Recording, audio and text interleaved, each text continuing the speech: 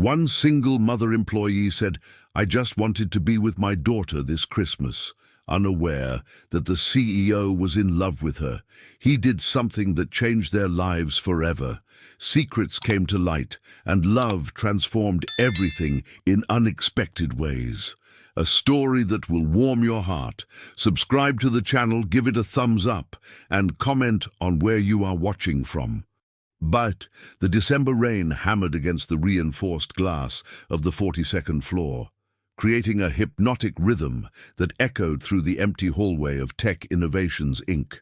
The mirrored building in the heart of Silicon Valley reflected the Christmas lights of Market Street, turning the San Francisco night into a golden kaleidoscope that contrasted with the sepulchral silence of the executive offices.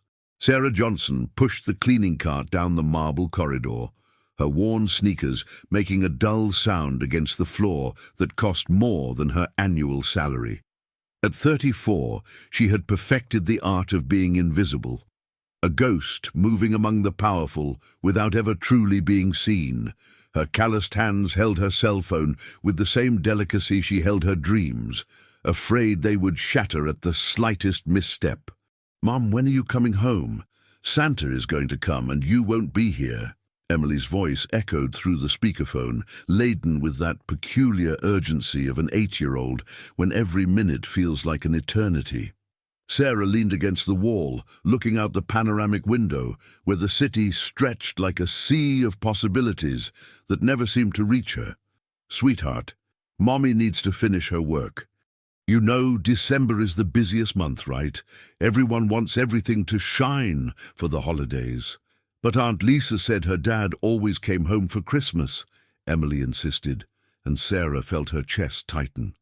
Lisa was the neighbor from the apartment next door, a girl the same age as Emily, but who had the luxury of a present father. "Honey, we've talked about this. Your dad." Sarah swallowed the bitter words she wanted to say about Robert, the man who left when he realized that being a father was more than just getting a woman pregnant. "Your dad can't be with us, but that doesn't mean our Christmas won't be special." Through the slightly open door of the executive suite, an imposing male figure interrupted the typing on his laptop. David Thompson, 42, heir to an empire that began with his Italian immigrant great-grandfather, but built his own fortune in the tech world, couldn't concentrate on the financial reports. There was something in that woman's voice that made him pause, as if a familiar melody played on a distant radio. "I just wanted to be with my daughter this Christmas," Sarah whispered into the phone, unaware that every word was being recorded in the memory of a man who had watched her clean his office with a dedication that bordered on reverence for 3 years. David knew every employee in the company by name. It had been a personal policy since he took over the presidency at 35, determined not to become the type of executive who saw people as numbers on spreadsheets. But Sarah was different. She wasn't just another name on the payroll. She was an enigma wrapped in humility and tied with a dignity he rarely saw in the social circles he frequented.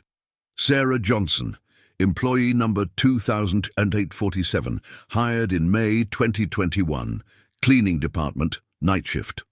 He had memorized this information long ago, but what wasn't in the HR system was how she reorganized her desk with almost maternal care, or how she always left a small arrangement of artificial flowers by the window, as if she wanted to bring a bit of life to that sterile corporate environment.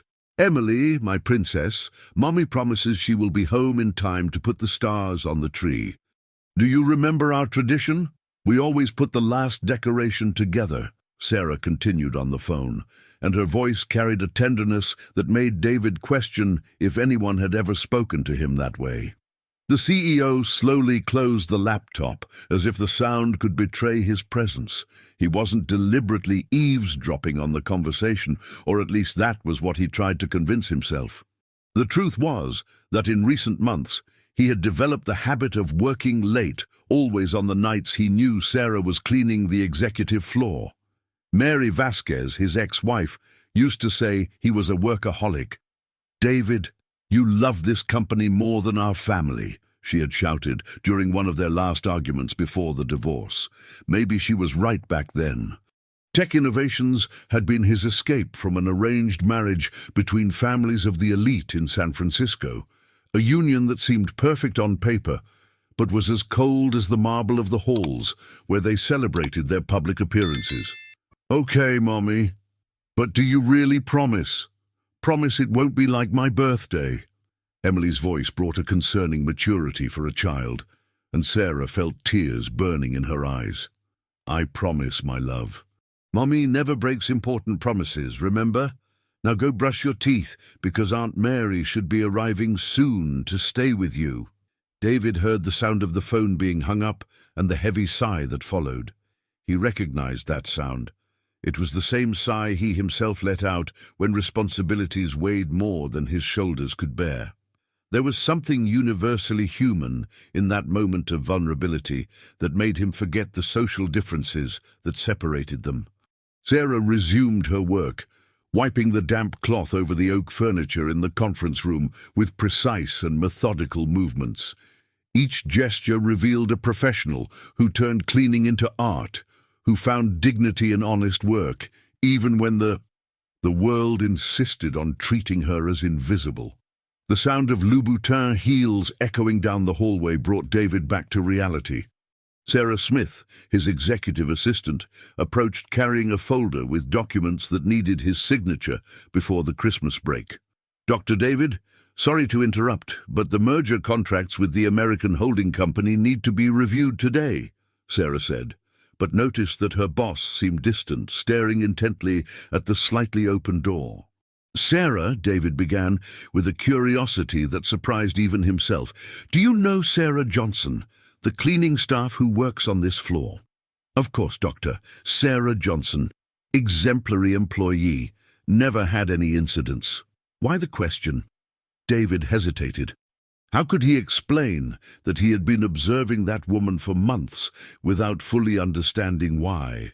How could he admit that there was something in her dedication that made him question his own values? "Does she have children?"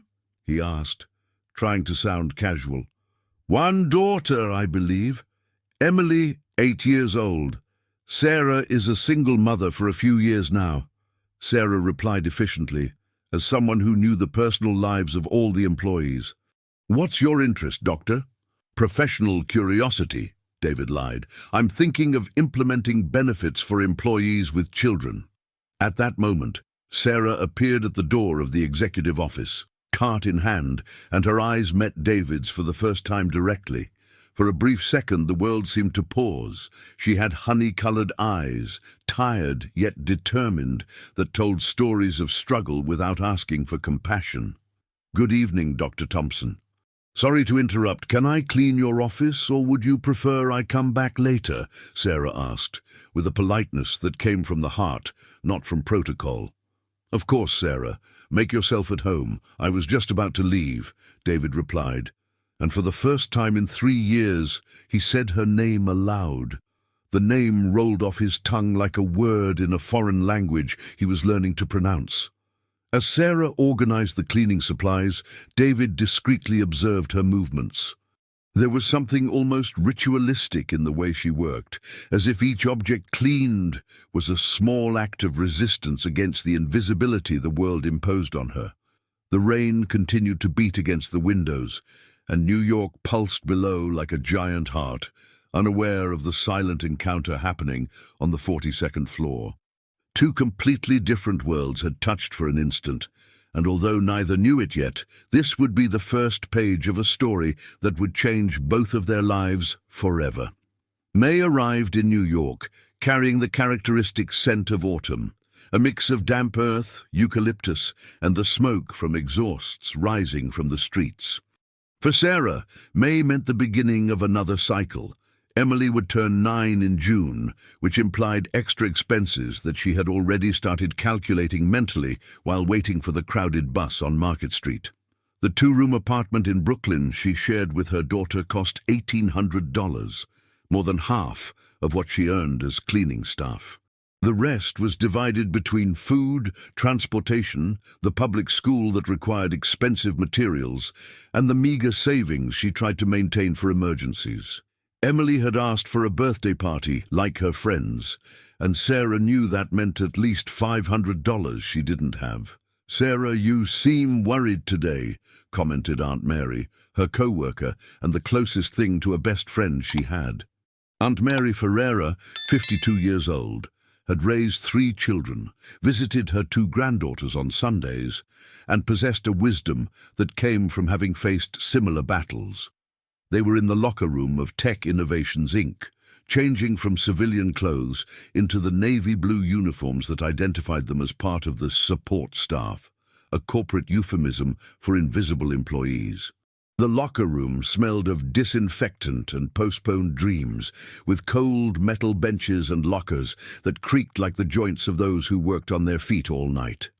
"It's Emily, Aunt Mary. She wants a party like her school friends. You know how it is.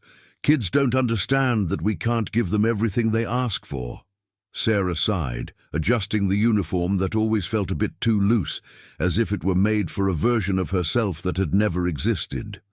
"Honey, have you thought about talking to Mark? He's Emily's father. He has an obligation to help," Aunt Mary suggested, but she already knew the answer from the look Sarah gave her. "Mark disappeared 3 years ago, Aunt Mary. He moved to another city. Doesn't pay child support, doesn't call on Emily's birthday. To him, we no longer exist." The bitterness in Sarah's voice was controlled, refined by years of practice in swallowing disappointments. 42 floors above, David Thompson faced his own morning dilemmas. The espresso, prepared by his personal assistant, was cooling on the mahogany table as he reread the same report for the 3rd time, unable to concentrate. The meeting with American investors was scheduled for 9 in the morning, but his mind kept wandering back to the conversation he had overheard the night before. "Doctor, David, the representatives from Goldman Sachs have arrived," announced Sarah over the intercom, but he requested 5 more minutes.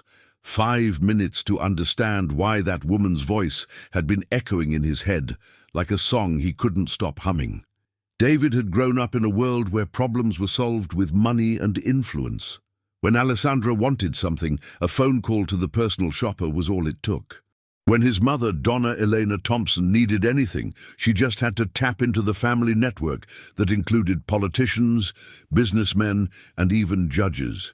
But there was something in Sarah's quiet dignity that intrigued him in a way he couldn't rationally explain. "Sir," Sarah insisted, and he finally made his way to the meeting room, carrying with him a distraction he couldn't quite name. The meeting went as it always did.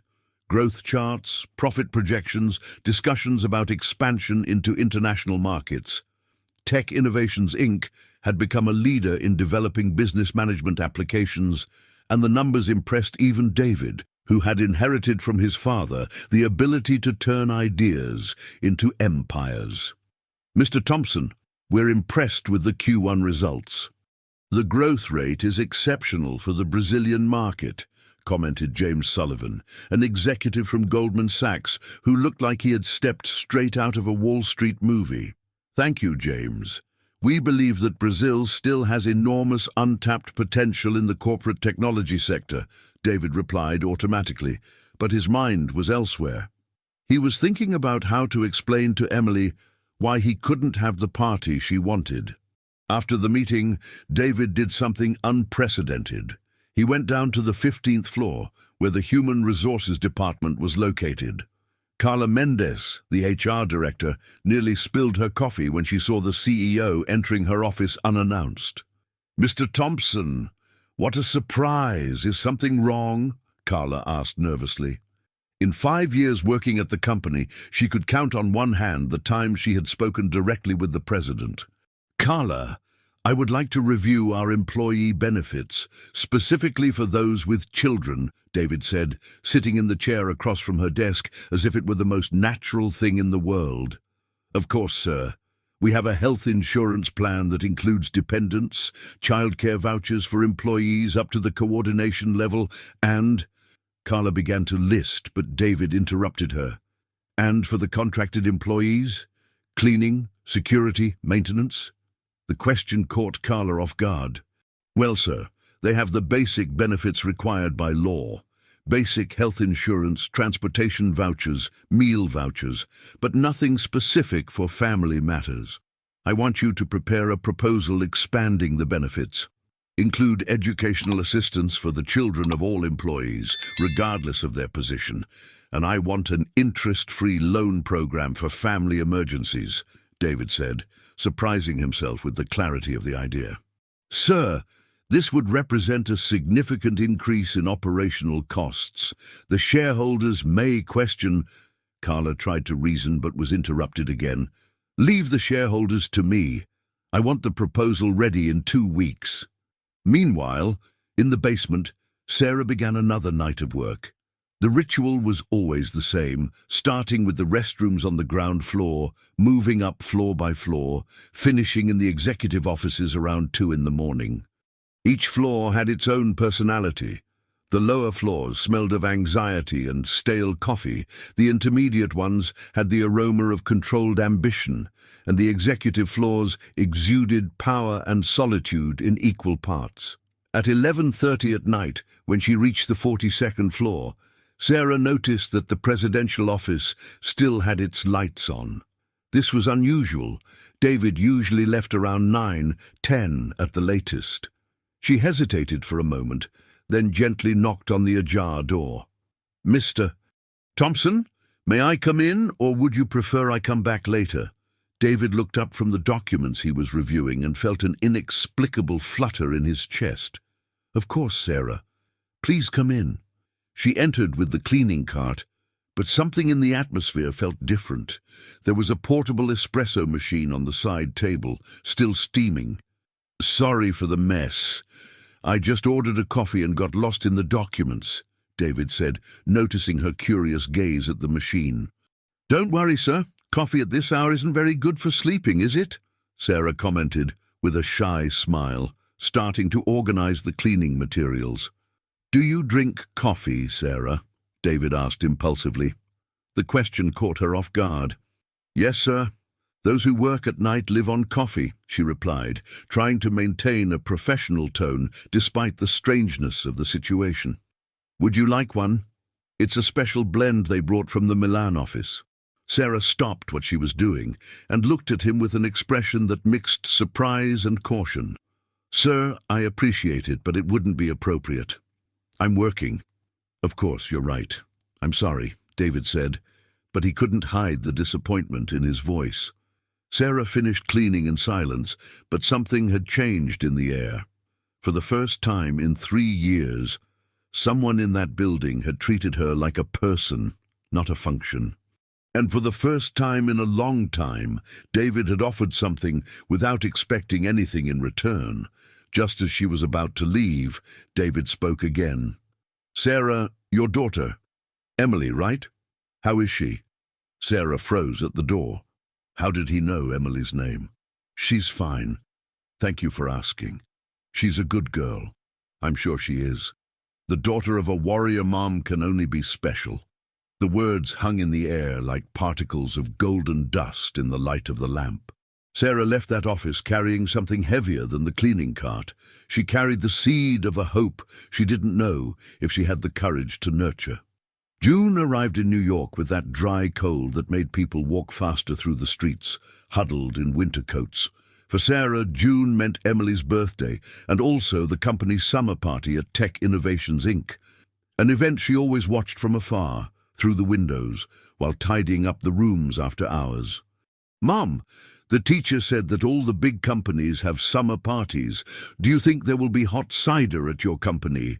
Emily asked during breakfast, chewing on the buttered toast that constituted the standard weekday menu. Sarah smiled, smoothing her daughter's hair before braiding it for another day of school. My love, the company party is for the valuable employees.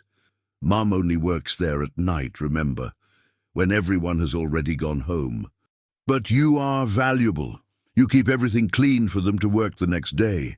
The teacher said that all jobs are important, Emily said. Sarah insisted with the relentless logic of children who have yet to learn about social hierarchies. The small apartment smelled of freshly brewed coffee and dreams too big for the available space.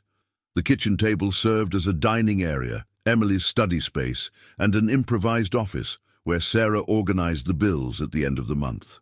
On the wall, a calendar marked with red pen showed the due dates for the bills, and June was particularly packed. Emily will turn 9 next week, Sarah thought, looking at her daughter who was growing up too fast, already starting to question why they lived differently from the families she saw on television. How can I explain that a birthday party costs what she earns in a week?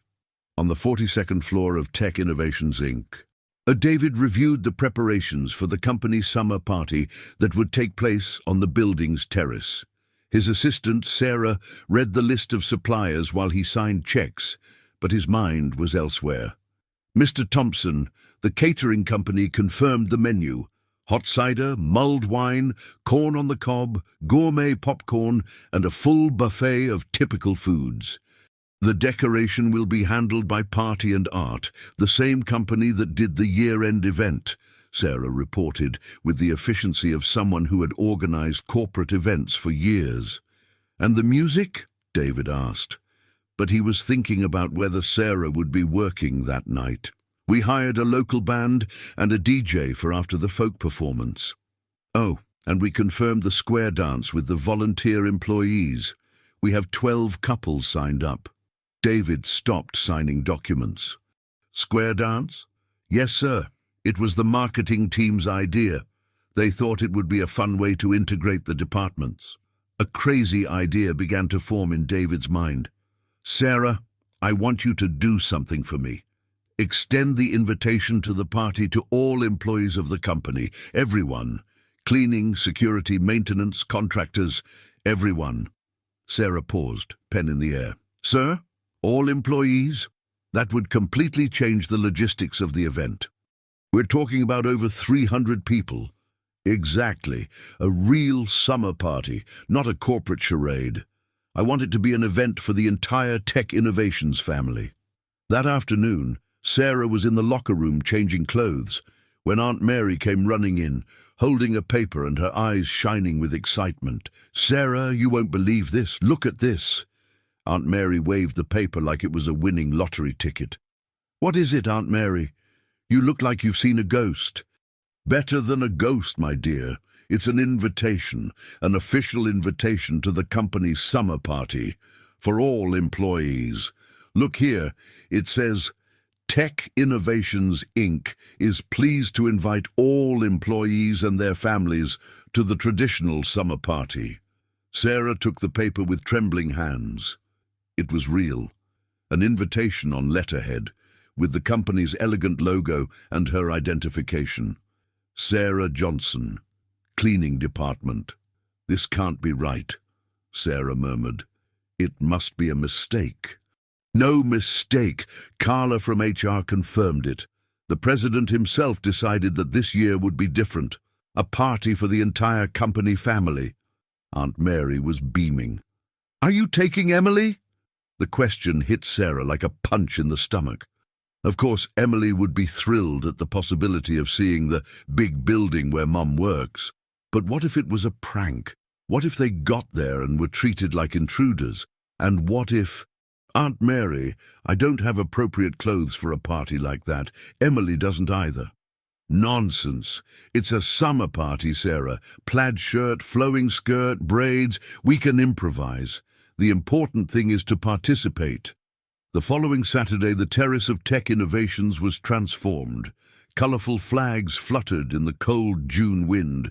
Artificial bonfires, for safety reasons, warmed the atmosphere, and the smell of hot cider filled the air. The New York skyline served as a backdrop, with the illuminated buildings creating an urban panorama that beautifully contrasted with the rural decoration. Sarah arrived at 7 in the evening, firmly holding Emily's hand, who was dazzled by the crowd and the food. She had managed to improvise a summer look, a flowing skirt borrowed from Aunt Mary, a plaid shirt she had bought on sale, and braids adorned with colourful ribbons. Emily was radiant in a country-style dress that Sarah had sewn during the late nights of the week. "Mum, look at all the lights, and what a nice smell! Can I eat everything?" Emily asked, pointing to the food stalls spread across the terrace. "Slow down, Princess. Let's take it easy," Sarah replied, but she was impressed herself. She had never seen the building from such a privileged angle. The view was breathtaking. David circulated among the guests, greeting employees and their families, but his eyes were searching for a specific person. When he finally spotted Sarah, he felt his chest tighten in a way he couldn't explain. She looked beautiful in a simple and natural way, talking to Emily near the gourmet popcorn stall, her eyes shining with a joy he had never seen during work nights. "Dad, why are you looking at that woman?" a child's voice asked beside him. David turned, surprised. It was Julia, Mark's daughter, the finance department manager, an 8-year-old blonde girl, watching him with curiosity. "I'm not looking at anyone in particular, Julia. Just checking if everyone is having fun," David lied. But the girl had already followed his gaze. "She has a daughter my age. Can I go play with her?" Before David could respond, Julia had already run toward Emily, and the two girls began to chat as if they were long-lost friends. Sarah watched the interaction with a smile, not realizing that the owner of the company was approaching. "Good evening, Sarah. I'm glad you came," David said, and his voice sounded more nervous than he intended. Sarah turned, surprised. "Mr. Thompson! Good. Good evening. Thank you so much for the invitation. Emily is delighted. And you? Are you enjoying the party?" "It's wonderful. I never imagined that New York could be seen from such a beautiful angle," Sarah replied, gesturing towards the illuminated city. At that moment, the sound of the accordion announced the beginning of the square dance. The host, a friendly gentleman dressed in country attire, began to call for volunteer couples. "Everyone, let's start our traditional square dance. We need a few more couples to complete the formation." David looked at Sarah, who was watching the children play, and made an impulsive decision that surprised him. "Sarah, would you like to dance?" The question fell like a bomb in the silence that had formed between them. Sarah stared at him with wide eyes, as if he had spoken in another language. Mr. Thompson, I don't know how to dance the square dance very well. And it wouldn't be appropriate." "Why wouldn't it be appropriate? It's just a dance. A company summer party without a square dance isn't a company summer party," David insisted, extending his hand. Sarah looked around and noticed that some people had stopped to watch the scene. Office workers were whispering to each other, and she felt her face burn with embarrassment. "Mr. Thompson, I really appreciate it, but I need to take care of Emily. And I really don't know how to dance," she declined, taking a step back. "Of course.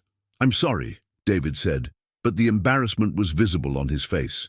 Sarah quickly stepped away, took Emily by the hand, and murmured something about needing to leave early. David stood there in the middle of the party, feeling like a rejected teenager at the school dance. "Mom, why are we leaving? I was playing with Julia," Emily protested as they were carried toward the elevator. "Emily, it's late." "You have school tomorrow," Sarah replied, but the truth was that she felt too exposed, too vulnerable. For a moment, she had almost believed she could be just any woman, dancing with any man at any party. In the elevator, Emily asked, "Mom, was that man your boss? He seemed nice." "Yes, sweetheart, he owns the company." "And why didn't you want to dance with him?" "You always dance with me at home when the music plays on the radio." Sarah didn't know how to respond. How could she explain to a 9-year-old that there are different worlds, and that sometimes, even when doors open, we don't have the courage to walk through them?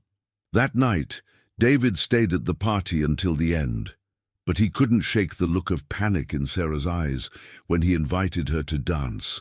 For the first time in a long time, he had acted on impulse, without calculating the consequences, and the result had been a rejection that hurt more than it should have. Maybe Alessandra was right, he thought. Maybe I really don't know how to relate to normal people. July arrived with that biting cold that made New York feel like a European city, especially in the early mornings when Sarah walked from the subway station to the Tech Innovations Inc. building.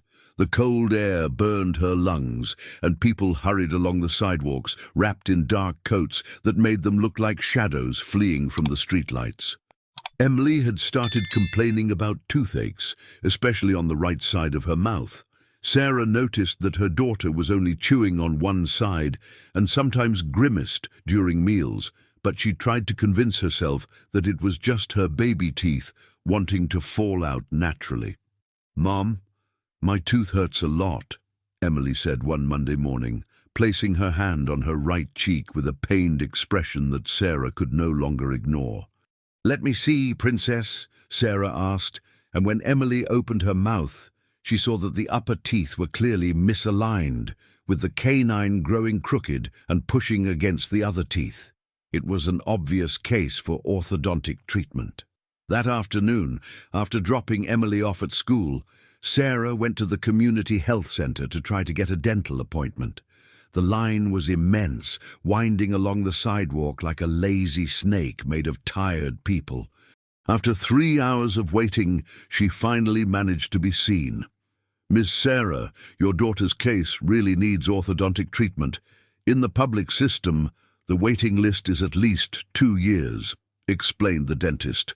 A young woman with tired eyes who seemed to carry the weight of all the dental problems in the neighborhood. "And if I want to go private?" Sarah asked, although she knew the answer would be devastating. "The complete treatment costs between $3,000 and $5,000, depending on the complexity, plus the monthly maintenance visits, which cost about $200 each." Sarah felt the ground open beneath her feet. $5,000 was more than 3 times her monthly salary. Even if she broke it down into payments, she wouldn't be able to afford it. "Doctor, what if I don't do the treatment now?" Besides the aesthetic issue, which can affect the child's self-esteem, untreated orthodontic problems can cause chewing difficulties, digestive issues, and even headaches. The sooner we treat it, the better. Sarah left the community health center with a heavy heart and a quote in hand that felt like a sentence. That night, during dinner of spaghetti with marinara sauce, a menu that repeated 3 times a week for economic reasons, Emily complained of pain again. "Mom, when will I be able to fix my teeth? Julia from school said she wears braces and that her teeth look beautiful." "Soon, my love. Mom is looking into it," Sarah lied, hating herself for not being able to give her daughter something as basic as proper dental care. The next day, Sarah made a decision that went against all her principles. She went to the Human Resources Department at Tech Innovations Inc. to ask for a loan. Lisa Brown received her warmly, but the rules were clear. "Sarah, the maximum loan for employees at your level is $1,000, and $1,500 paid in 12 installments. And you need to have 2 years with the company without any unjustified absences during that time," Sarah explained, consulting the system. "I have 3 years with the company, and I've never missed a day," Emily replied with a glimmer of hope. "That's true, your record is impeccable, but unfortunately, $1,500 won't cover an orthodontic treatment, will it?"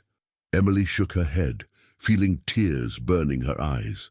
She signed the loan papers, knowing it wouldn't be enough, but $1,500 would at least help with something. What Emily didn't know was that all loan requests above $500 went to David for final approval. It was a financial security policy of the company that few employees were aware of. Loan of $1,500. Employee Sarah Johnson, Janitorial Department. Sarah read the routine documents on a Wednesday afternoon. Exemplary record, 3 years with the company. Reason, medical treatment for her daughter. David stopped typing and looked at the document. "Medical treatment. Yes, sir.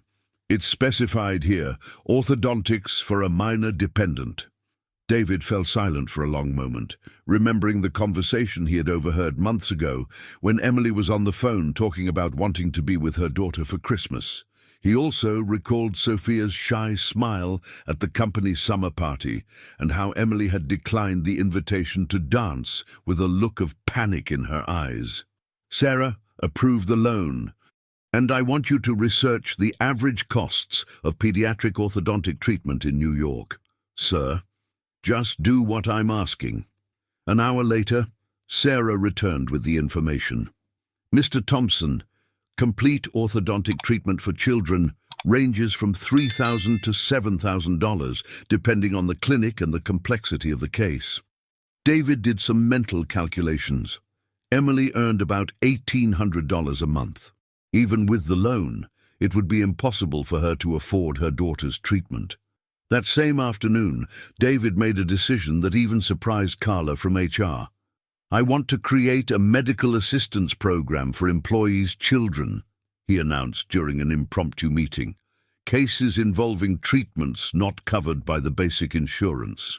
Mr. Thompson, that would represent a significant additional cost, Carla began. Let's start as a pilot project. 5 cases per semester, individual analysis of each situation.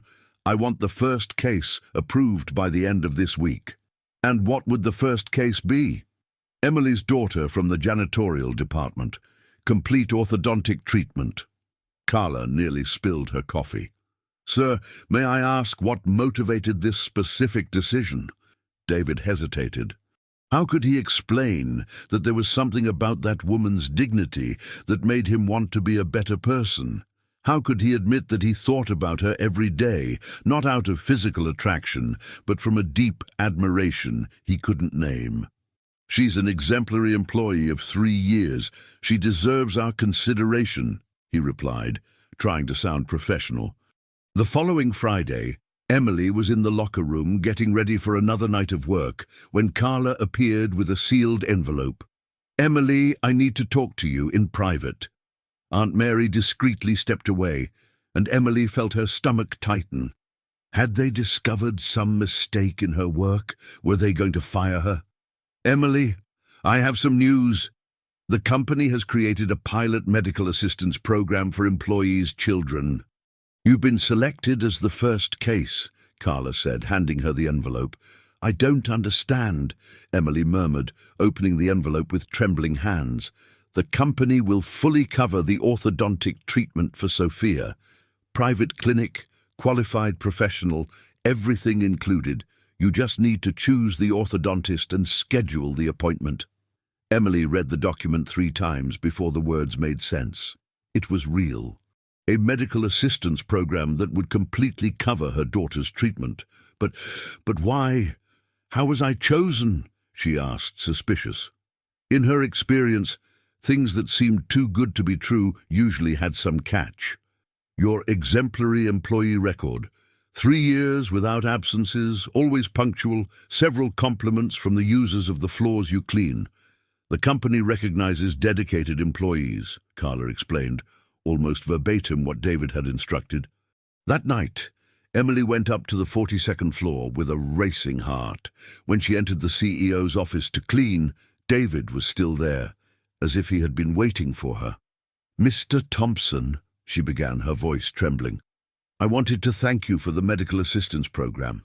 I don't know how the company found out about Sophia's problem, but it's a new program, Emily, for dedicated employees like you. David interrupted, unable to look directly into her eyes. I don't know how I will repay this generosity. You don't need to repay anything. Just continue being the exemplary professional you've always been. Emily finished cleaning in silence, but as she was leaving, she stopped at the door and turned around. Mr. Thompson, may I ask a question? Of course. Why are you being so kind to me? I'm just a janitorial employee. David looked at her for a long moment before answering. Because you are not just anything, Emily. You are a mother who works tirelessly to provide the best for your daughter. That deserves recognition. The words hung in the air like an unspoken promise. Emily left that office carrying more than gratitude. She carried a confusion of feelings she didn't know if she had the right to feel. 2 weeks later, Sophia was at the office of the best orthodontist in Brooklyn, smiling as the doctor explained how the treatment would work. Emily watched everything with tears in her eyes, still not fully believing that this was happening. "Mom, now my teeth are going to be as beautiful as Julia's," Sophia said excitedly. "Yes, princess, they're going to be beautiful now," Emily replied, thinking of the mysterious man who had made this miracle possible, and wondering what kind of emotional debt she was incurring without realizing it. August arrived with those unusual hot days that confuse New Yorkers, when winter seems to have forgotten its schedule and allows the sun to warm the city with unexpected generosity. Emily was radiant with her new orthodontic braces, smiling confidently and showing off her braces to anyone who wanted to see. Sarah, on the other hand, carried a weight in her chest that grew heavier each day. Gratitude mixed with an unease she couldn't name. Why had David Thompson created a medical assistance program just when she needed it? Why had she been the first recipient? The coincidences were too many to be mere coincidences. "Sarah, you've been acting strange lately," Aunt Mary commented during the snack break in the small basement cafeteria that eternally smelled of cleaning products and reheated coffee. "Since Emily started her dental treatment, you look like you've seen a ghost." "It's just hard to swallow, Aunt Mary." "Why me? Why now?" Sarah vented, stirring her unsweetened coffee that had become her habit to save a few cents each day. "Honey, sometimes we need to accept that good things can happen without ulterior motives. You've been an exemplary employee for 3 years, never caused any problems." "Aunt Mary, do you know any company that creates social programs for contracted employees? A company that barely remembers we exist?" Sarah interrupted, her voice carrying a distrust that had grown during sleepless nights. The answer came in a way Sarah never imagined. The following Thursday, she was organizing David's papers at the executive desk when a document caught her attention. It was a correspondence from the legal department with the header "Confidential" in red, but it was open, as if David had been interrupted in the middle of reading. Sarah didn't usually read executive documents. It was a matter of professional ethics that she took very seriously. But something in the header made her pause. Medical Assistance Program, Employees, Legal Analysis. She looked around. David had left for a meeting and wouldn't return before midnight. The hallway was empty. Against all her principles, Sarah read the document. "As requested by Mr. David Thompson, please find attached the legal analysis of the medical assistance program created specifically to cover the orthodontic treatment of minor Emily Johnson, daughter of employee Sarah Johnson, janitorial department. It is important to note that the creation of this program was subsequent to the loan request from the aforementioned employee, indicating possible personal favoritism." Sarah felt the ground collapse beneath her feet. She read the document 3 times, each word burning like acid in her eyes. The program didn't exist before she needed it. It had been created specifically for her, for Emily. All that talk about exemplary employee and recognition was a lie. Her hands trembled as she placed the document back on the desk, exactly where it had been. The humiliation burned in her chest like molten lava. She was an object of charity. Worse than that, she was an object of disguised charity, wrapped in corporate lies to protect the conscience of a wealthy man. Sarah finished cleaning that office like an automaton, each movement mechanical and precise, while her mind boiled with anger and shame. How had she been so naive? How had she believed she could be special to someone like David Thompson? On Friday, Sarah arrived at work early. She needed to make a decision that had been maturing in her chest since discovering the document. She headed straight to HR, where she found Lisa organizing papers for the weekend. "Lisa, I need to talk to you about the medical assistance program," Sarah said, entering the office with a determination that surprised even herself. "Sure, Sarah. Is there a problem with Emily's treatment?" "I want to cancel." Lisa stopped organizing the documents and looked at Sarah in shock. Cancel? But Sarah, the treatment has barely started. Emily will have... I want to cancel the program. I don't want this help anymore, Sarah repeated, her voice coming out firmer than she felt inside. Sarah, I don't understand. Did something happen? Did someone say something? Lisa, answer me one thing honestly. Did this program exist before I requested the loan? The question caught Lisa off guard. She hesitated for a moment too long, and her hesitation was all the answer Sarah needed. The program was created to assist employees in special situations, Lisa began, but Sarah interrupted her. It was created for me, specifically for me, and I won't accept disguised charity as a social program. Sarah, it's not charity. It's recognition. It's humiliation, Sarah cut in, her voice heavy with a wounded dignity that impressed Lisa. I'm not a social project for an executive with a heavy conscience. At that moment, the door opened and David entered the office. He had been informed by Sarah Smith that Sarah was in HR wanting to cancel the program, and he had come down immediately. Sarah, can we talk? He asked, but the look she gave him was filled with a coldness he had never seen before. We have nothing to discuss, Mr. Thompson. I'm just cancelling a benefit I shouldn't have accepted. Sarah, please, let me explain. Explain what? That you created a fake program to give me charity without me realizing it, that you lied about me being an exemplary employee when you were really just feeling sorry for me. The words came out like sharp blades, cutting the air between them. David felt each one like a punch to the stomach.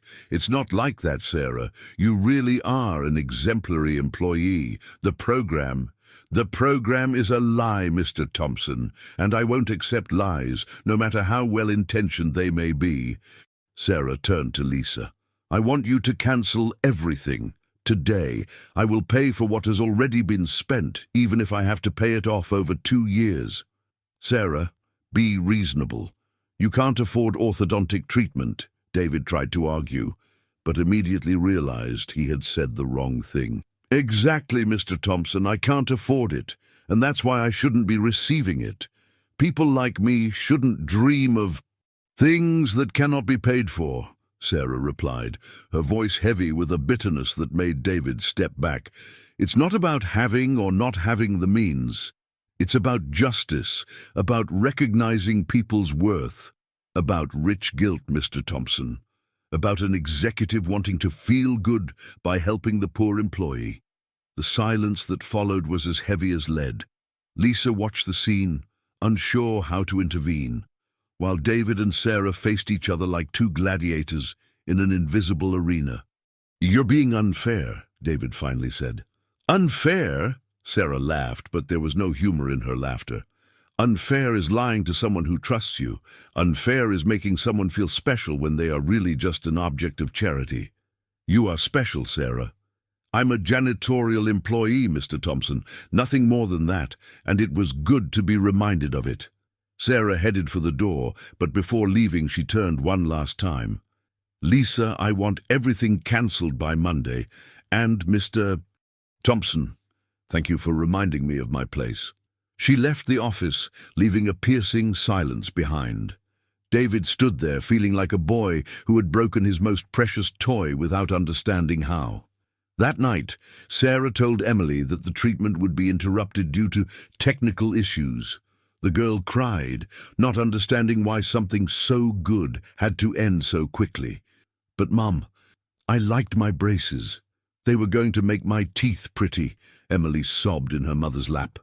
Your teeth are already pretty, Princess, and when Mum manages to save money, we'll take care of them again, I promise. Sarah made that promise knowing it would take years to fulfill, but it was better this way. It was better to live in reality, no matter how harsh, than to live in the illusion that someone like her could be special to someone like David Thompson. That early morning, when she passed by the executive office to clean it for the last time before requesting a transfer to another floor, Sarah found an envelope on the table with her name on it. Inside was a handwritten letter. Sarah, I know you won't accept apologies, but I need you to know that it was never charity. It was admiration. Admiration for a woman who works with dignity, who raises a wonderful daughter alone, who transforms cleaning into art. You are right. I lied about the program, but I didn't lie about you being special, David. Sarah read the letter once, folded it carefully, and threw it in the trash. Some truths were too late to fix the humiliation, and some bridges, once burned, could not be rebuilt. Or at least that was what she tried to convince herself of while cleaning that office for the last time, unaware that David was watching from afar, wondering how something that had started as admiration had turned into such deep pain in his chest. August dragged on like a wounded soldier on the battlefield, each day heavier than the last. Sarah had managed to transfer to the afternoon shift, cleaning the commercial floors from the ground to the 15th, far from the executive offices where she might run into David. It was a harder job. More foot traffic, restrooms that needed cleaning 3 times a day, trash cans that constantly overflowed, but at least her dignity was intact. Emily cried every night asking to go back to the tooth doctor. Sarah had invented a story about the medical plan changing the rules, but a 9-year-old could sense that something was wrong. Emily's teeth began to hurt again, and Sarah felt like a monster every time she saw her daughter grimace during meals. "Mom, why are you so sad?" Emily asked one Thursday afternoon while doing homework at the kitchen table. "You don't laugh like you used to." Sarah stopped folding the clean clothes and looked at her daughter. How to explain to a child that sometimes adults get hurt in ways that leave no visible marks? How to tell her that her mother had allowed herself to dream and that it had cost more than she had imagined? "Mom is just tired, Princess. New job, different hours. It will pass." "Do you think if I'm really good, the tooth doctor will let me go back?" Emily asked with the innocent logic of children who believe the world operates based on behavior. Sarah felt her chest tighten. "My love, it's not about being good or not, it's complicated." On the 42nd floor of Tech Innovations, Inc., David had become a darker version of himself. Sarah Smith watched worriedly as he arrived earlier and left later, as if work could fill the emptiness that had settled in his chest. "Mr. Thompson, aren't you going to have lunch today?" Sarah asked at 2 in the afternoon, seeing him still hunched over reports he had already read 3 times. "I'm not hungry," David replied without lifting his eyes. "Sir, may I make a suggestion?" David finally looked at her. Sarah had worked with him for 5 years and had the freedom to speak her mind. "Go ahead." "Why don't you go after Sarah and explain properly what happened? Everyone has noticed that you've been different since she changed shifts." "Everyone has noticed?"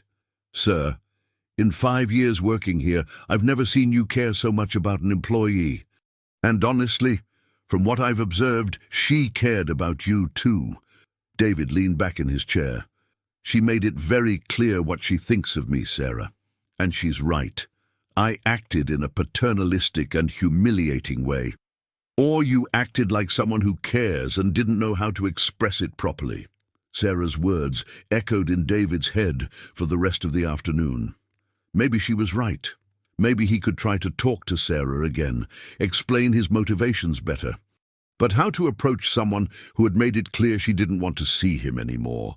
The answer, Emily, came from an unexpected source. The following Friday, David was leaving the building around 7 in the evening when he saw a scene that made him stop immediately. Emily was sitting on the sidewalk in front of the building, next to a woman he recognized as Aunt Mary, a colleague of Sarah. The girl was quietly crying while Aunt Mary tried to console her. David hesitated for a moment, then approached. "Excuse me, is everything okay?" he asked, crouching down to Emily's level. Aunt Mary recognized him immediately and became visibly nervous. "Mr. Thompson, I'm sorry. We were just about to leave." No, don't worry. I just wanted to see if I could help with anything. Emily, right?" David said, addressing the girl with a gentleness that surprised Aunt Mary. Emily stopped crying and looked at him with red eyes. "Are you the dentist?" The question caught David off guard. Not exactly, Emily. I'm a friend of your mom's, David. My mom said you weren't going to help me with my teeth anymore because I wasn't good enough, Emily said, and each word felt like a stab to David's heart. No, Emily, you didn't do anything wrong. You're a wonderful girl, David replied, casting a questioning glance at Aunt Mary. Mr. Thompson, Lisa had to leave early today because Emily was in a lot of pain. She went to the pharmacy to buy some medicine, but she's taking a while. I offered to stay with Emily so she wouldn't go up to the dentist's office without her mom, Aunt Mary explained quickly. Toothache? David asked, concerned. Ever since I stopped going to the dentist, they hurt all the time, especially at night, Emily replied, putting her hand on her cheek. David felt a mix of anger and sadness. Lisa was letting her daughter suffer because of wounded pride. Or maybe it was he who had created an impossible situation for her. Emily, would you like me to talk to your mom about your teeth? Would you do that? The girl's eyes sparkled with hope. At that moment, Lisa appeared around the corner, carrying a bag from the pharmacy. When she saw David crouched next to Emily, her face immediately closed off. Emily, let's go, she said tersely, without looking at David. Mom, Mister. David said he's going to talk to you about my teeth, Emily said excitedly, not noticing the tension in the air.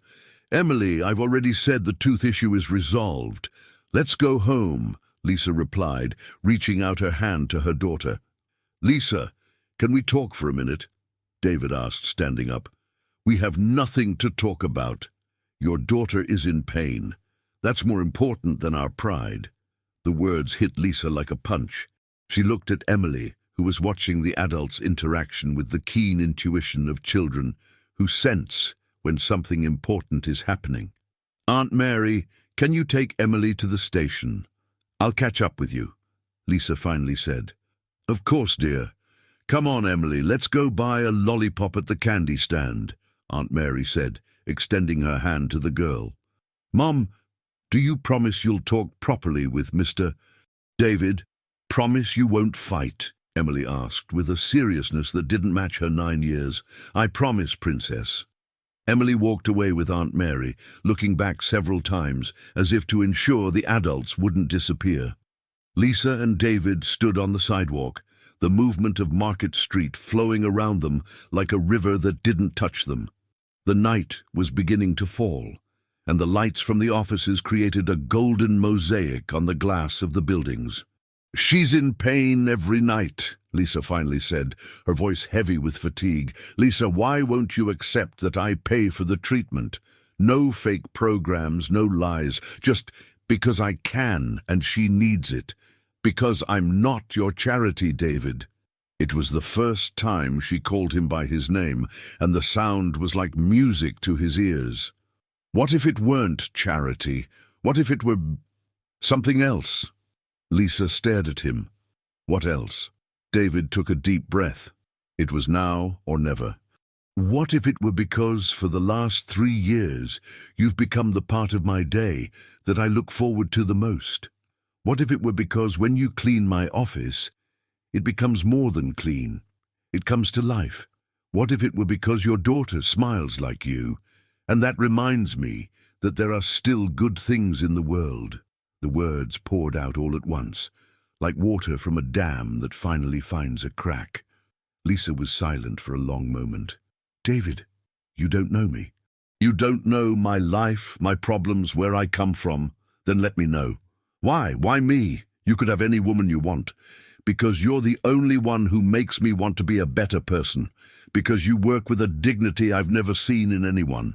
Because when you talked to Emily on the phone about wanting to be with her at Christmas, I realized that for 3 years I was just existing, not living. Lisa felt tears burning her eyes. David, you don't understand. Our worlds are different. I live in a 2-room apartment in Brooklyn. You live wherever you live. I work to survive. You work because you want to. This can't work. What if I told you that none of this matters to me? It matters to me. It matters because I've lived a relationship where I was the weak link, where I was the one who smiled up, and I swore I would never again. David took a step toward her. Lisa, look at me. She reluctantly lifted her eyes. I don't want you to be different. I want to learn to be like you. I want to learn to work with purpose, to find joy in simple things, to be a father to a child like you are a mother to Emily. Amanda's words echoed in David's head throughout the rest of the day.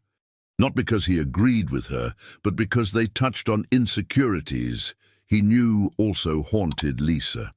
That afternoon, when Lisa finished her shift, David was waiting for her in the lobby of the building, as had become customary.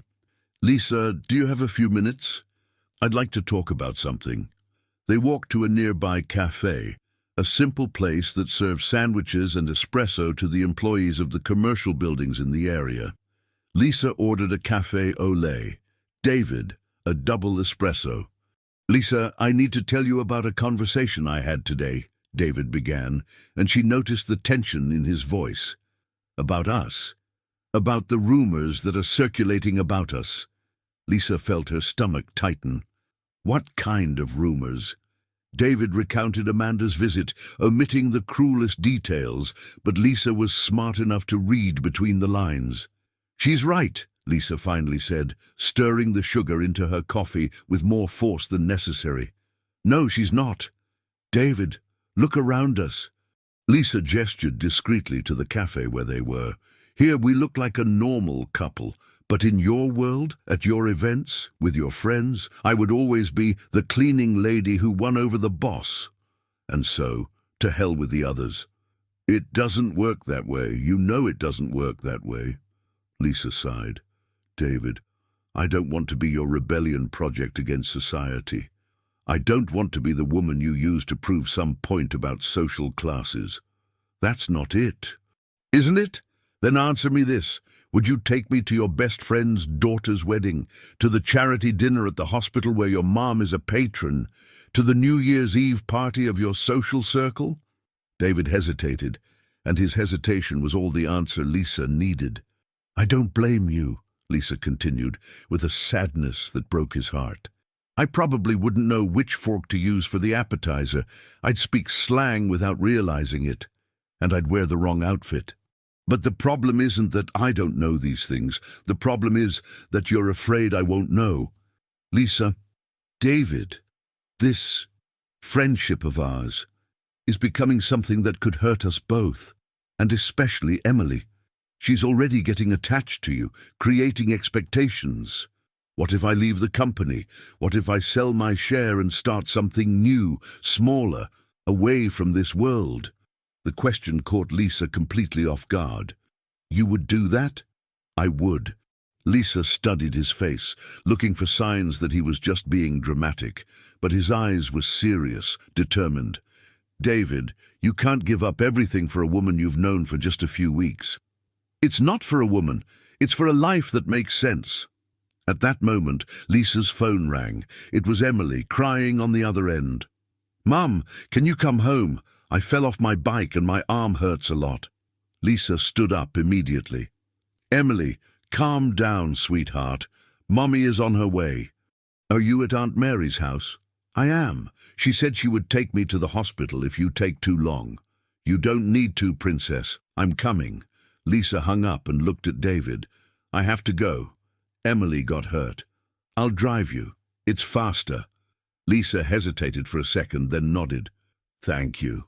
In the car, as David drove through the streets of New York, Lisa tried to call Aunt Mary to get more details about the accident. David watched in the rearview mirror as she bit her lip in nervousness, and he realized he loved her not despite her maternal worries, but because of them. Lisa, he said softly, no matter what happens between us, I will always be here if you need anything. She looked at him with tears in her eyes. I know, and that's why this is so hard. When they arrived at the building where Lisa lived, Emily was in the lobby with Aunt Mary, her left arm immobilized with an improvised sling made from a T-shirt. Mom! Emily ran into Lisa's arms, and David felt a pang of pain seeing the relief on both their faces. Calm down, Princess. Let me see. Lisa examined Emily's arm carefully. Does it hurt a lot? Only when I move it. Aunt Mary said it might not be anything serious. Let's go to the hospital to be sure, David said, stepping closer. My car is right there. Emily looked at him curiously. Are you Mr. Thompson? The dentist? I am. And you must be the bravest Emily in New York. I'm not brave. I cried when I fell off the bike. Crying when we get hurt doesn't mean we're not brave. It means we're human. During the ride to the hospital, Emily nervously chattered about the accident, about how she had tried to do a trick she saw in a movie, and how the bike was too big for her. David answered all her questions with a patience that impressed Lisa. At the hospital, while they waited for the X-ray results, Emily fell asleep in Lisa's lap. David watched the two of them in silence, and he knew with absolute certainty that he was willing to face any social storm to protect that little family. The doctor confirmed it was just a mild sprain, nothing that couldn't be resolved with a few days of rest and anti-inflammatories. When they left the hospital, it was already past midnight. David, thank you so much for everything today, Lisa said, when he parked the car in front of her building. Lisa, about our conversation at the cafe. Let's leave that for another day. Today you've already done too much for us. Emily, sleepy in the back seat, murmured, Mr. Thompson, do you want to come up for the brownie I made for you? Lisa and David exchanged glances. It was an innocent invitation from a child, but they both knew. Lisa knew it represented much more. Emily, it's very late. Mr. Thompson needs to go home, Lisa said softly. Is it okay? Emily replied, disappointed. But will you come back another day? Mr. Thompson looked at Lisa, waiting for an answer she didn't know how to give.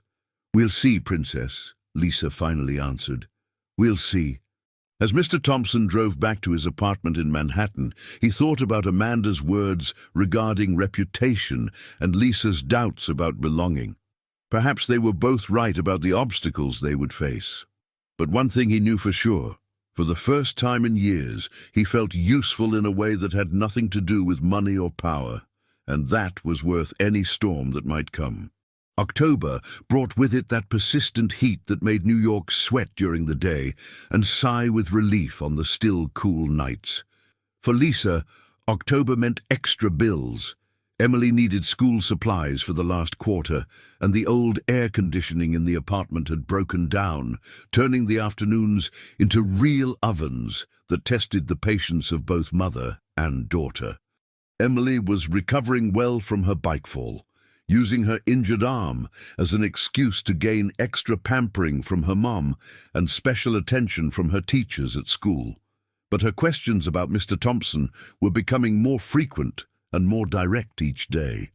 Mum, does Mr. Thompson have kids? Emily asked during breakfast on a Tuesday morning, chewing on the bread with homemade jam that Lisa made to save a few dollars each month. No, Princess. Why do you ask? Because he was really nice to me at the hospital, just like a dad would be. Julia from school said her dad always gets nervous when she gets hurt, but Mr. Thompson stayed calm and made me laugh even with my arm hurting. Lisa felt her chest tighten. Emily was forming emotional bonds with Mr. Thompson, and that scared her more than any financial problem. Children got attached quickly and suffered even more when they lost important people. Emily, you know Mr. Thompson has a very different life than ours, right? He's very busy, has important meetings. But he likes us, Mum. I know he does. The way he looks at you and me. Her daughter's keen observation left Lisa speechless. How could she explain to a 9-year-old the complexities of social differences and the barriers that existed between different worlds? That same day, while Lisa worked on the 15th floor organizing the boardroom for the sales department, a conversation between two executives made her stop and listen involuntarily. Did you hear the latest about David Thompson? Patricia Volker, the marketing director, said to her colleague Amanda Brown from finance. Don't tell me that story about the janitorial staff is true, Amanda replied, in a tone that mixed curiosity and disdain. Lisa felt her blood run cold. She hid behind the partition, pretending to organize the cleaning supplies while listening to every word. It's true. Amanda told my sister-in-law at the spa yesterday. It seems he's completely obsessed with a janitor from the company. He's already offered to pay for her daughter's medical treatment, waits for the woman to finish her work to talk. Wow, what a scandal. Imagine when this reaches the ears of the American shareholders. A CEO involved with subordinate staff. It's grounds for dismissal. Worse, Amanda is furious. She was trying to save the marriage and found out about this. She said she would make a scene if necessary. And the woman, what is she like? According to Amanda, a typical opportunist. She saw the chance to snag a rich man and grabbed it with both hands. Of course, she must be using emotional blackmail with her daughter. Lisa felt nausea rising in her throat. Each word was like a slap in the face, echoing her worst insecurities about the situation. She quickly finished cleaning that room and left quietly, but the words continued to hammer in her head for the rest of the night. Typical opportunist, using emotional blackmail with her daughter. On the 42nd floor, Mr. Thompson faced his own storms. The meeting with the American shareholders had been scheduled for the following Friday, and he knew Amanda had planted seeds of doubt about his leadership ability. "Mr. Thompson, I need to talk about a delicate situation," Valeria said, entering his office with a worried expression he knew well. "What happened?" "James Sullivan from Goldman Sachs called this morning.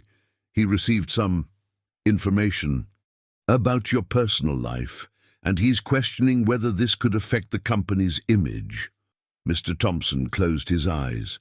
"What kind of information?" "Something about an inappropriate relationship with an employee." "Sir, I know it's not my place, but—" "You're right, Valeria, it's not your place." The harshness in Mr. Thompson's voice made Valeria step back. "I'm sorry, sir. It's just that rumors are spreading, and the company could face consequences." Mr. Thompson ran his hand through his hair, a gesture Valeria recognized as a sign of extreme stress. "Schedule a meeting with the board for tomorrow. I need to clarify some things." That night, when Lisa went down to the basement to get her belongings from the locker, she found Aunt Mary waiting for her with a serious expression. "Lisa, we need to talk." "About what?"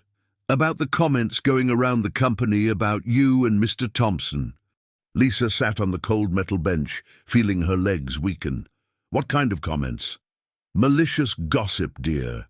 People saying you're taking advantage of the situation, that you're using Emily to gain favors." "And do you believe that?" "Of course not. But Lisa, this could harm you. Contract workers can be fired without justification. And if they conclude that you're causing problems for the company—" Aunt Mary's words confirmed Lisa's worst fears. She was not just the subject of gossip.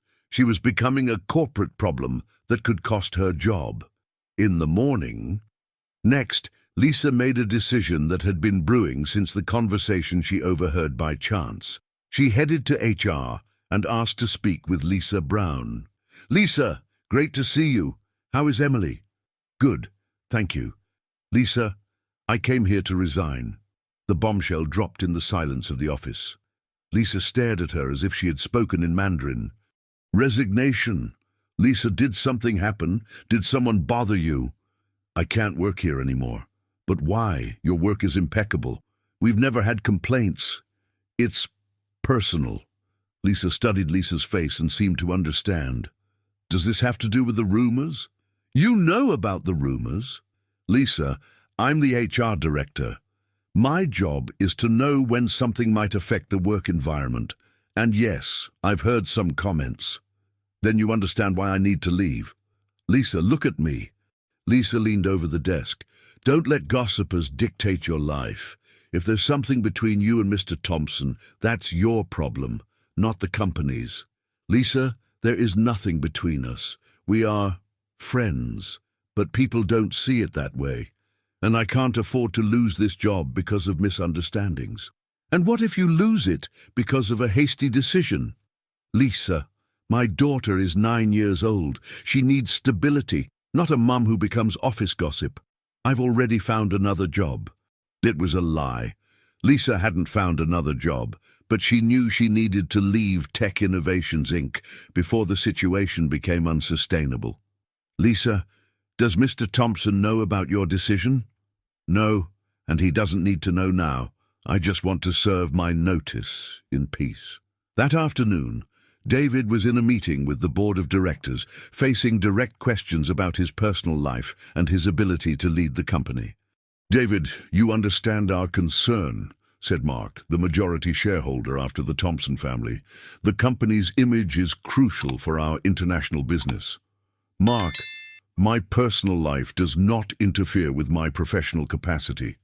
"Maybe it doesn't interfere with your ability, but it can affect how partners perceive the company," retorted Sandra Martins, representative of external investors. "Are you telling me I have to choose between my personal life and my position in the company?" "We are saying you should consider the consequences of your choices," Mark replied coldly, as someone who saw people as chess pieces. David left that meeting with crystal clear clarity. He was willing to give up the presidency of the company if necessary. For the first time in his life, something was more important than the Thompson empire. But when he arrived at his office, Sarah was waiting for him with a document that would change everything. "Mr. Thompson, Lisa resigned today." The words hit David like a punch in the stomach. "Resignation?" "She spoke with Lisa this morning. She said it was for personal reasons." David didn't need to ask what personal reasons. He knew exactly what had happened. The rumors, the pressure, the gossip. Lisa had concluded that protecting her daughter was more important than any possibility of a relationship with him. "Sarah, cancel all my appointments for the rest of the day." "Sir, I need to resolve a situation I should have dealt with a long time ago." David left the Tech Innovations Inc. building that afternoon with a determination he hadn't felt in years. It was time to choose definitively between the world he had inherited and the life he wanted to build. And for the first time, the choice was as clear as the sunrise. Lisa had no idea that while she was organizing her few personal belongings in her locker in the basement, preparing to leave that job forever, David was making the most important decision of his life, a decision that would change not only his destiny, but that of a small family that had brought color to his gray world. The storm was coming to an end, but there were still thunderstorms on the horizon. And sometimes it is precisely in the calm after the storm that we discover who we really are and what truly matters. November arrived in New York, carrying that electricity that precedes the heavy summer rains, when the air becomes dense and the city seems to sigh, waiting for the relief that comes with the downpours. For Lisa, November meant the countdown to leaving Tech Innovations Inc. Her last day of work was scheduled for the Friday of the first week, and she still hadn't managed to find another job. Emily sensed her mother's tension, even though Lisa tried to hide her worries behind forced smiles and conversations about plans for the school holidays in December. The girl had asked several times why David no longer came to talk to them, and Lisa always changed the subject with the skill of someone who had perfected the art of protecting children from the complexities of the adult world. "Mom, are you sad because you won't work in the beautiful building anymore?" Emily asked one Tuesday morning while they had coffee at the kitchen table that served for everything in their lives. "I'm not sad, Princess. Just thoughtful. Mom will find a new job, maybe even better. And what about Mr. Thompson? You won't see him anymore?" The question hit Lisa as it always did when Emily mentioned David.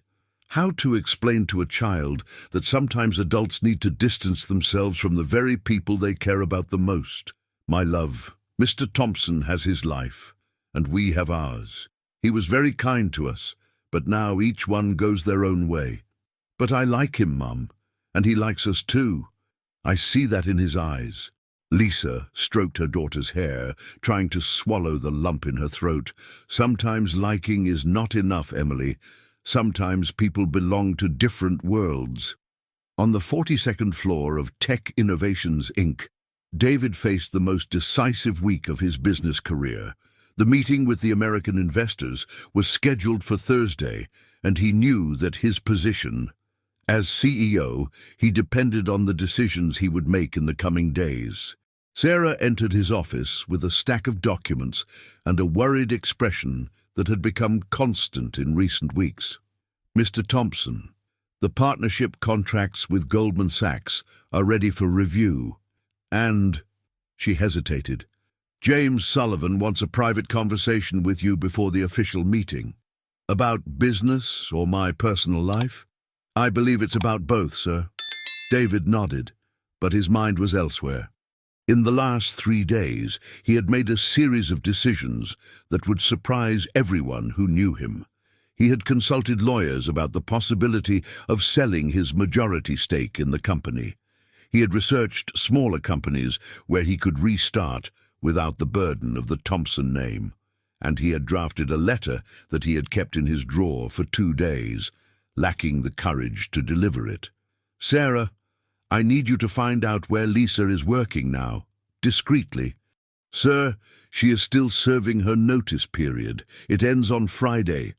"And after that, has she found another job?" Sarah hesitated. As an executive assistant, she had access to information that she technically shouldn't share. But she also saw how David had changed in recent weeks, more distant, less focused, like someone who had lost something important. "From what I heard through Amanda, she is looking for a job, but hasn't secured anything yet." The information hit David like a punch. Lisa was about to be unemployed, possibly because of the rumors he had generated, and here he was, worrying about investors and business partnerships. That afternoon, David did something he hadn't done in years. He cancelled all meetings and left the office at 3 in the afternoon. He drove to Brooklyn, to the address he had memorized from Lisa's employee records, and stood in front of her building for almost an hour, trying to gather the courage to go up. The building was simple, 3 stories high, with clotheslines in the windows, and the sounds of televisions and conversations leaking through the thin walls. It was a completely different world from his, but there was something comforting in that simplicity that made him feel more at home than in his penthouse apartment in Manhattan. Finally, David went up to the 2nd floor and knocked on the door of apartment 23. Emily opened the door wearing a simple dress and her hair tied in 2 pigtails that made her look even younger.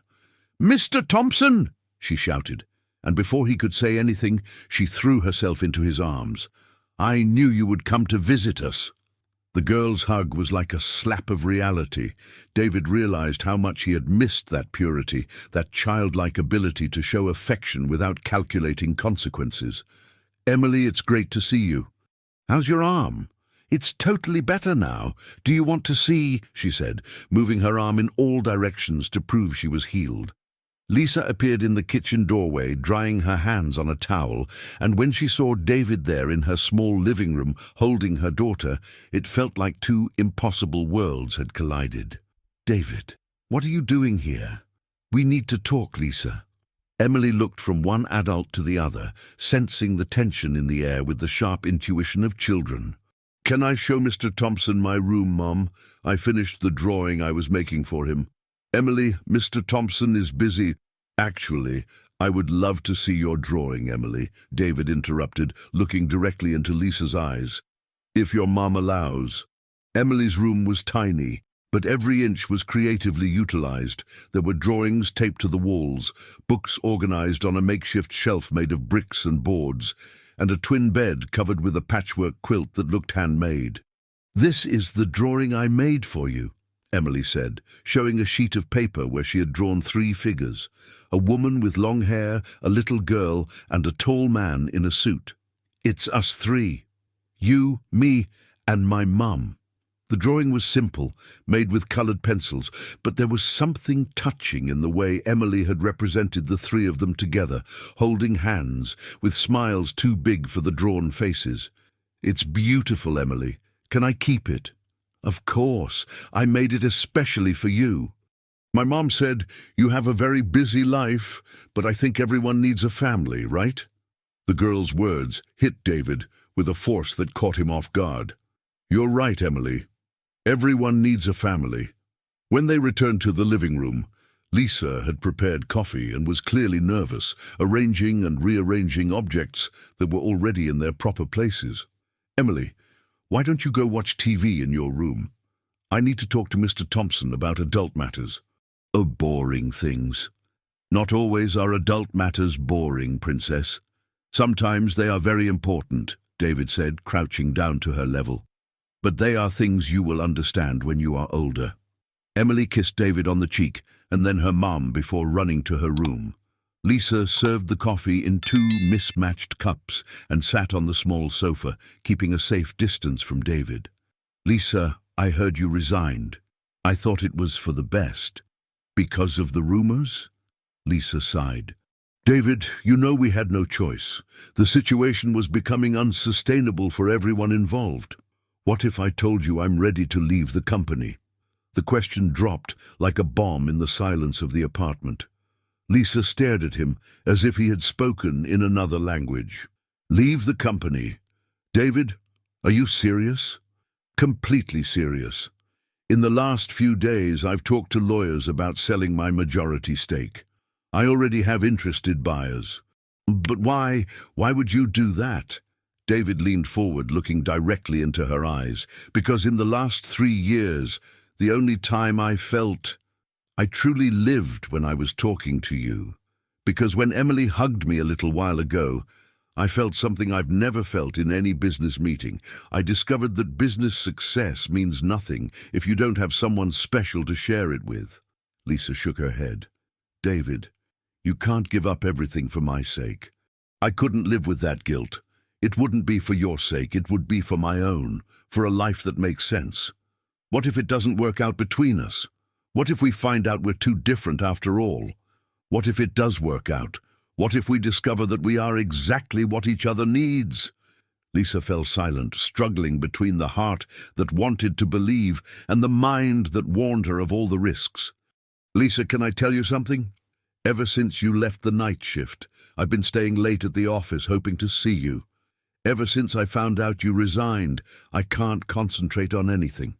Ever since Emily hugged me today, I'm sure I want to be a part of your lives, if you'll let me." "David," Lisa began, but he interrupted her. "I know our worlds are different. I know there will be people talking, judging, criticizing. But I also know that when I'm with you two, I'm the best version of myself, and that's worth any sacrifice." At that moment, Emily appeared in the room carrying a jar of brownies. "I forgot to offer the brownies I made for Mr. David." "Mom, didn't you say it's rude not to offer food to guests?" Lisa and David laughed, and the tension in the air dissolved like sugar in water. "Thank you, Emily. I love brownies," David said, accepting a treat from her small hands. "Do you want to have dinner with us tonight? My mom makes the best spaghetti in the world." Lisa turned red. "Emily, Mr. David must have commitments." "Actually, I don't have any commitments, and I would love to have dinner with you," David replied, looking at Lisa. "If you'll have me." That night, while the 3 of them had spaghetti with marinara sauce at the small kitchen table, with Emily telling stories from school and David asking questions about every detail of their lives, Lisa realized something she had tried to deny for months. This felt like family. It felt right. It felt how it was supposed to be. And for the first time since meeting David, she allowed herself to imagine that maybe, just maybe, fairy tales could happen in real life too. Even if they were fairy tales, written in small apartments, with simple dinners and a lot of love.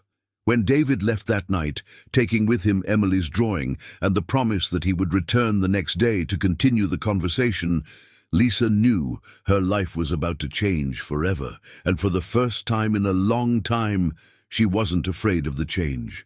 December arrived in New York as it always did, hurried, noisy, and with that frenetic energy that turned the city into a giant hive preparing for the holiday season.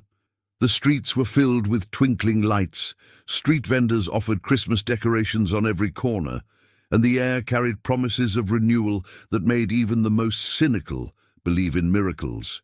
For Lisa, December 2024 would be different from all the other Decembers of her life.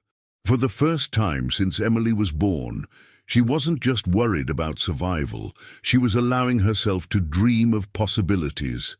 In the last 3 weeks, since that impromptu dinner at the apartment in Brooklyn, David had become a constant presence in their lives, not in an invasive or desperate way, but with the naturalness of someone who had found his place in the world.